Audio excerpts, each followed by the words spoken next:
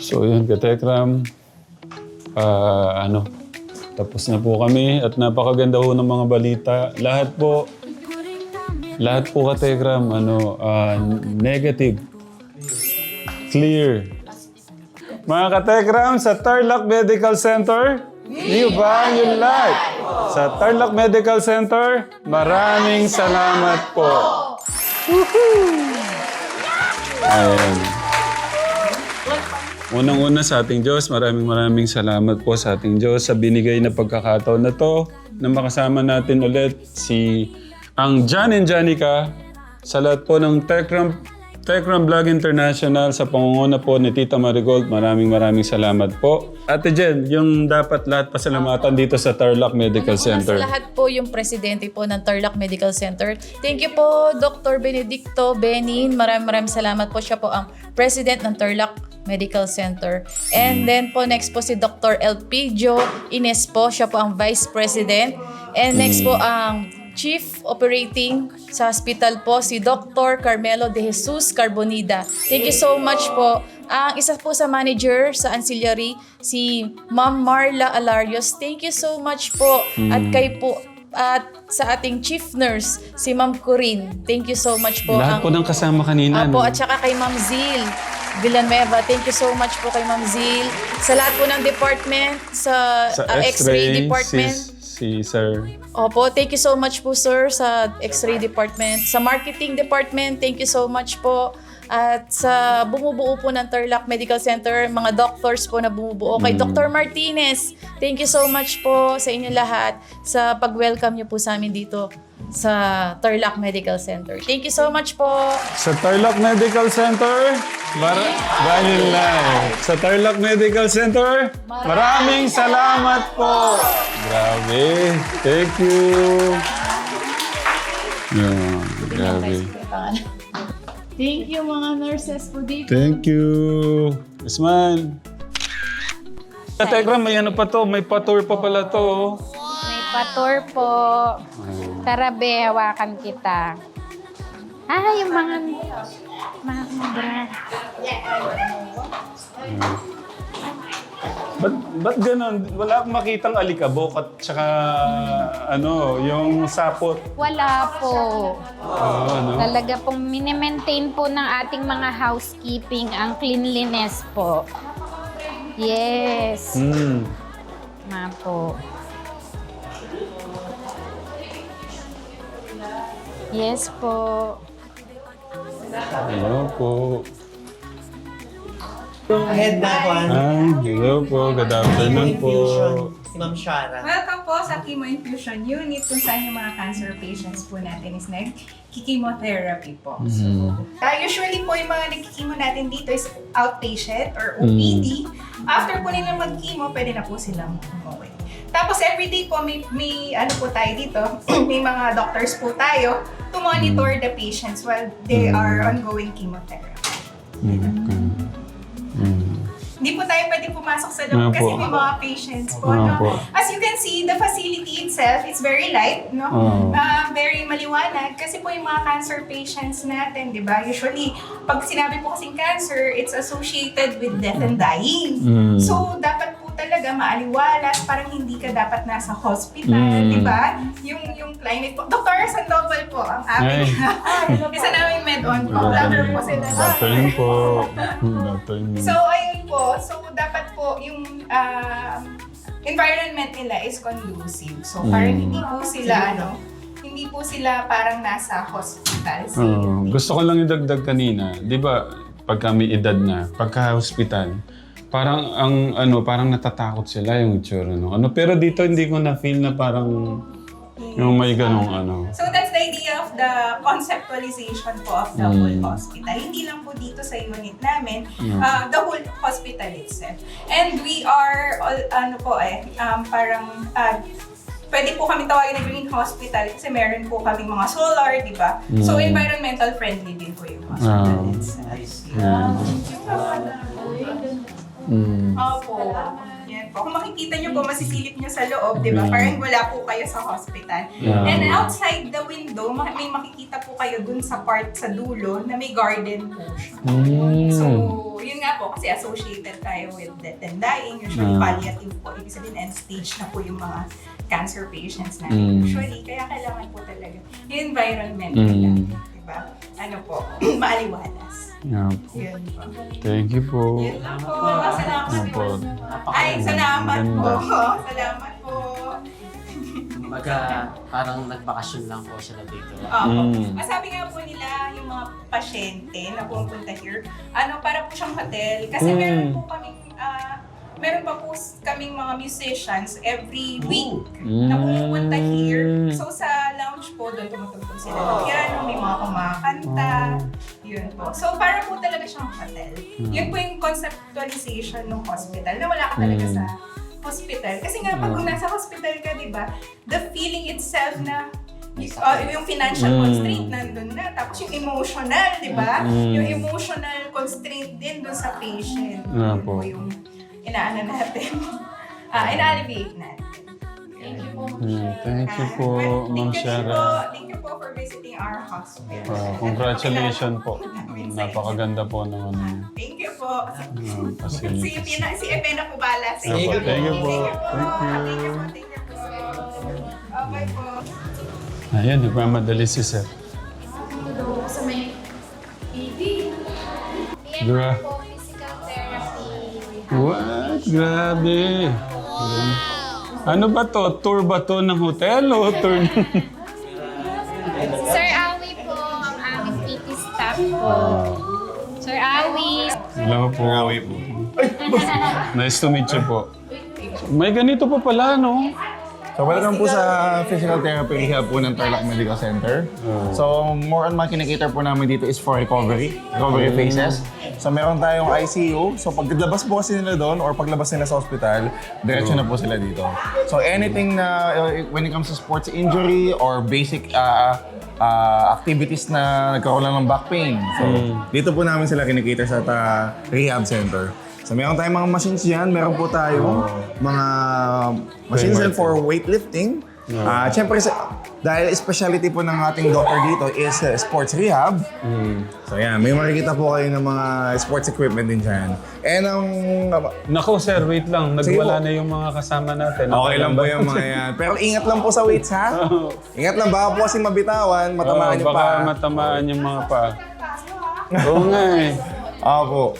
Pero yan, again din po talaga yung views ng mga bata na pag nakita nila yung rehab, talagang playground. Kasi may ano po, may purpose yun.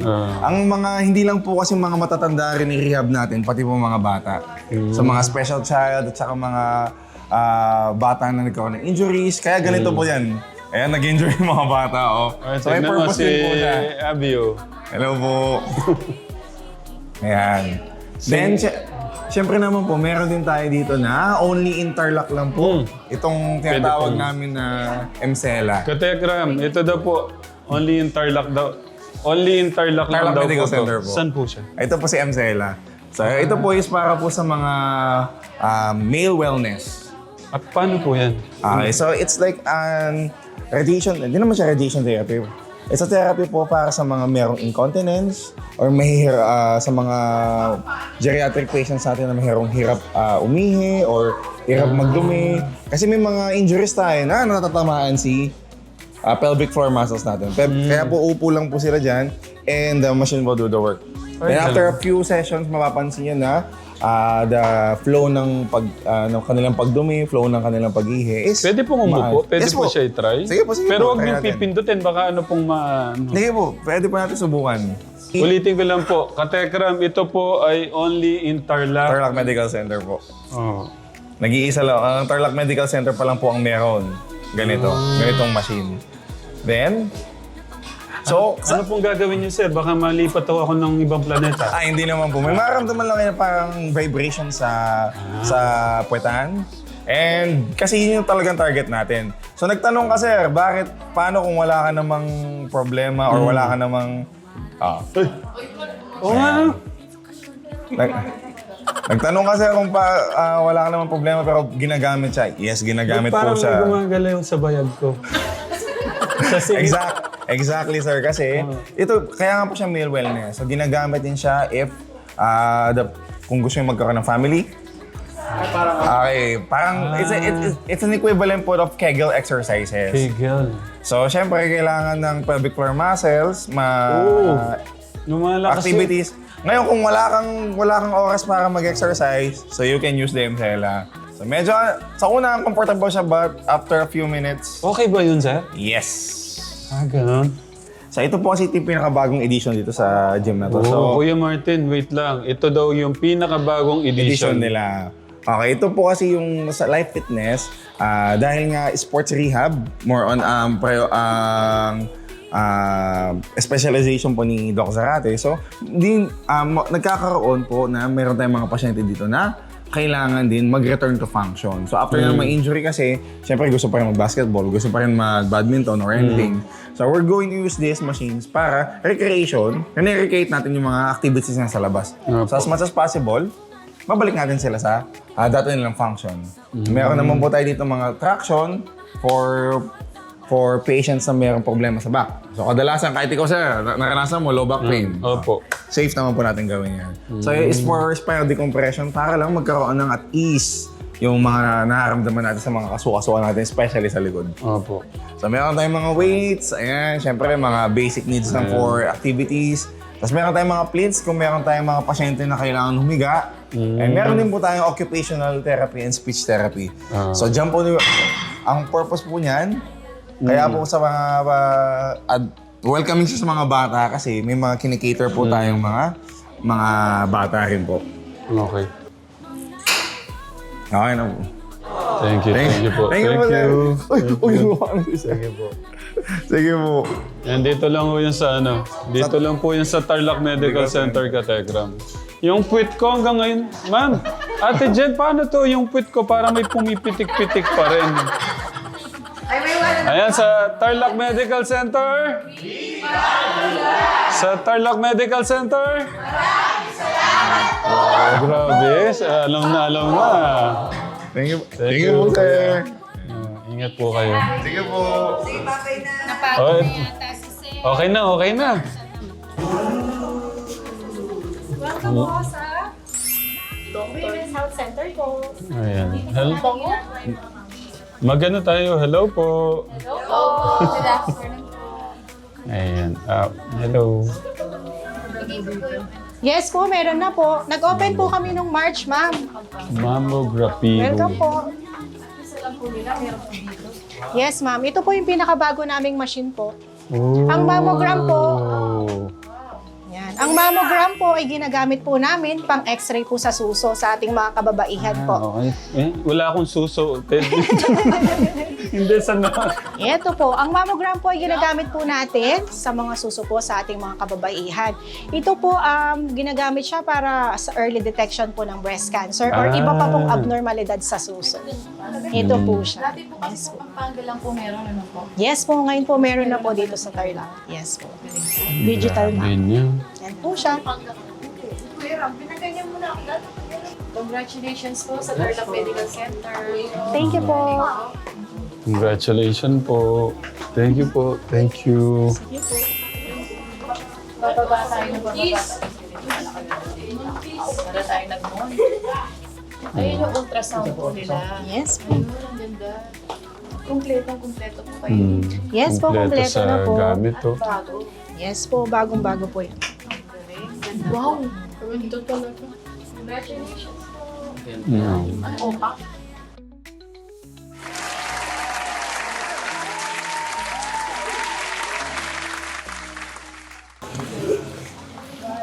Ito daw po yung kanilang VIP. Ito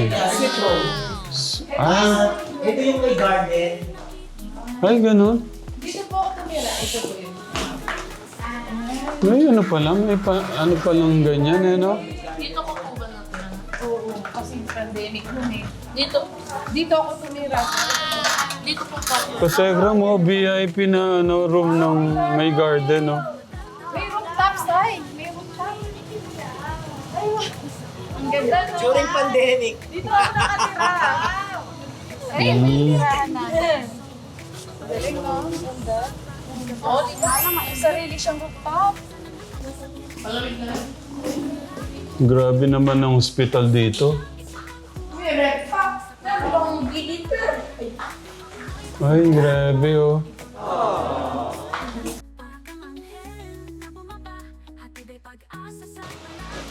Dito po tayo ngayon sa This is our cardiovascular laboratory. So, sige. Welcome po. Hello. Ito po yung office ng pogi naming boss. Head nurse. Dito naman po yung family counseling po. Dito po nag-explain na sila yung doktor po na gumagawa doon sa resort. Dito po yung pantry po namin. Dito po yung mga dressing rooms. Parang OR po. Hindi ko na po kayo mapapasok sa loob. So, ito po yung aming cath lab complex. Ito po for soon to be open heart surgery po. Then, po namin doon po yung aming cath lab, in which po yung procedure po na ginagawa namin, nag-coronary angiogram, angioplasty. Nag-i-insert na din po kami ng pacemaker, both temporary and permanent pacemaker po. Then for neuro, ayun po, nagko-coiling na din po kami and cerebral angiogram. And yung pinaka-latest po namin, which is the flow diverter stent po. So kapag hindi po kinaya ng coils, pwede po siya i-flow diverter kung kaya pa po dun sa patient po namin. So madami na rin po. Actually, may isa pa po kami bago. Nag-graft study po kami. Yung po mga post-cabbage po to see if okay pa ba yung kanyang nilagay po na ugat sa puso po na kinunek nila. So kung okay pa ba siya or may bara na din ba? Ganun po. Tapos, ito pong CVO or soon pa lang po siya. For ano po, kung hindi po kakayanin ng coronary angioplasty, ililipat na lang po nila ng room. So, yung risk po ng patients po namin na magta-travel pa to other hospitals, malilesen po kasi lipat na lang po siya ng kwarto. Congratulations po sa Tarlac. Palakpakan naman yung Tarlac Medical Center. Congratulations po sa Tarlac Medical Center. Sa Tarlac Medical Center? We value life! Sa Tarlac Medical Center? Maraming salamat po. Oh, kabisado na talaga. Ay, may tanong po pala kami. Kuya Bobby dito. Paano po yung ginagawa sa ano? Dito Kuya Bobby. Kasi ano paano yung nahihirapan siyang umibig? Anong po yung... Ay! Ito po ang makakasagot dyan. Nasaan po yung ano namin, lover boy? Ayun po! Yan po ang pinakamagaling sa amin. Ano po yung Sa ino... mga problema sa puso talaga. Ano po yung ginagawa daw po sa puso pag ano? Anong kailangan tanggalin? Palitan mo yung laman, sir. Baka yung problema, sir, yung laman. Pa-opera natin yung puso mo. Ano, sabihin mo kayo, pwede mo ba? Wait lang. Pwede operahan niyo po yung puso ko para umibig ako. Pwede naman po, sir. Sa inyo pa.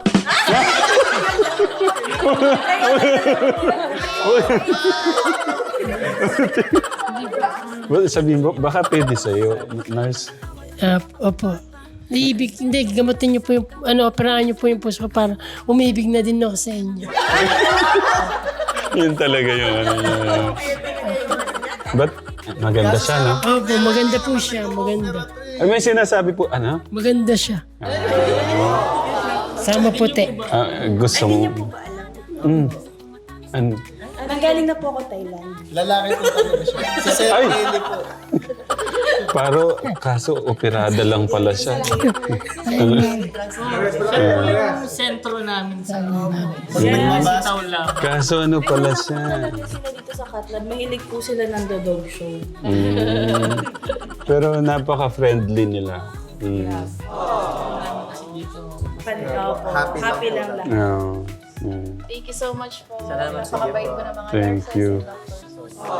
Thank you. Thank you.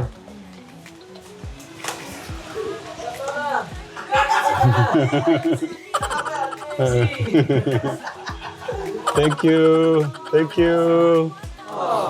This way is our ICU. May Hindi tayo multaba pwede ako. pumasok. Ang ating intensive care unit ICU, hindi tayo pwede pumasok. And Sige. then the operating room, OR complex, and then the neonatal intensive care unit. So we have a chapel also here. We have a chapel. Wow, ganda pala. Ay, Ganda. And then sa baba yung atrium namin. Ayan. Atrium. At may baryo. Sayang hindi mo sinabi, Ate Jen, na pwedeng mamingwit. Ang daming isda. Kukunin po natin. Joke lang. So may chapel kami dito na pipray yung mga relative ng patient. And this side is yung doctor's clinic namin. Mga nagpapa-check up. Ayan, meron no silang Saint Padre Pio Chapel. Ang mass namin dito is every Wednesday, 12 noon and Saturday, 5 p.m. Thank you po. Tara sa baba tayo. Sa baba na daw. Ayun, so okay naman. So ito pa nga pala yung ambulatory surgery clinic namin. Kakabukas lang namin yung year na to. So bago pa, dito ginagawa yung mga OPD cases namin, yung mga ambulatory surgeries. For example, yung pagtanggal ng mga maliliit na bukol, mga nunal, mga skin tags, mga tuli, simpleng tuli, saka yung mga endoscopy patients dito rin ginagawa. Tulad ng colonoscopy, EGD, mga laryngoscopy, mga nasal endoscopy dito ginagawa. So, kaya naman, para ma-separate yung inpatient tsaka OPD, mas kasi yun, mas ideal na magkahiwalay sila. Ganda. Congratulations po. Ganda po ng TMCR. Yung sa kabila, yung wound care center. Doon naman yung lilinisan yung mga sugat ng non-healing wounds ng mga pasyente. Mostly mga diabetic patients. Makikita niyo rin. Ay, galing. Thank you po. Thank you po. Ganda po ng unit niyo. Thank you so much po. God bless. Saan ba kayo next sa wound naman? Sige po. Pangalan po niyo, Nay? Si Clarita Bakay. Si Nanay Clarita Hategram.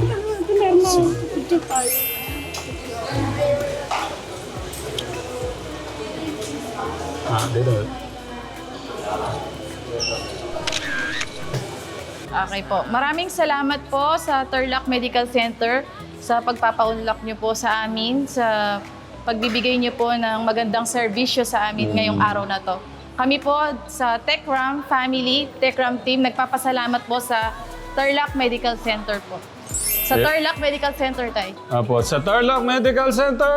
We value life! Sa Tarlac Medical Center! Maraming salamat po! Thank you! Opo. Ingat po kayo. God bless. Thank you po. Grabe.